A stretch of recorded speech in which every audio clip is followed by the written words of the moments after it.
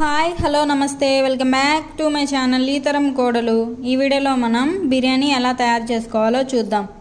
దానికోసం ముందుగా stove on చేసుకొని బిర్యానీ కోసం గిన్నె పెట్టేసుకొని అందులో కొంచెం నెయ్యి కొంచెం నూనె రెండు వేసుకోవచ్చు. ఇలా వేసుకొని హీట్ అయిన తర్వాత అందులోకి బిర్యానీ మసాలా వేసుకొని కొంచెం సేపు బాగా ఫ్రై అవనిద్దాం. ఇలా ఫ్రై అయిన తర్వాత కట్ చేసిన ఆనియన్స్ వేసుకొని ఆనియన్స్ గోల్డెన్ కలర్లో వచ్చే వరకు బాగా ఫ్రై చేసుకుందాం. ఇలా ఫ్రై అయిన తర్వాత అందులోకి పచ్చిమిర్చి అదేవిధంగా టమాటో కొత్తిమీర పుదీనా వేసుకొని ఒకసారి బాగా కలుపుకొని మూత పెట్టుకొని కొంచెం సేపు మగ్గనిచ్చుకుందాం. ఇవన్నీ బాగా మగ్గిన తర్వాత మనం ఇందులోకి కొంచెం గరం మసాలా అదేవిధంగా అల్లం వెల్లుల్లి పేస్ట్ వేసి మూత పెట్టి ఇంకా కొంచెం సేపు మగ్గనిద్దాం.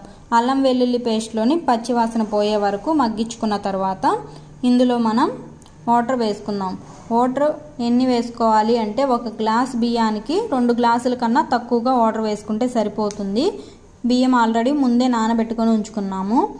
ఈ వాటర్లో కొంచెం ఉప్పు వేసేసుకొని ఆ తర్వాత వాటర్ బాయిల్ అయిన తర్వాత మన నానబెట్టుకున్న రైస్ని వేసేసి మీడియం ఫ్లేమ్లో ఒక 10 నిమిషాలు ఉడకనిద్దాం. ఇలా ఉడికిన తర్వాత సిమ్లో ఒక 10 నిమిషాలు ఉంచుదాం.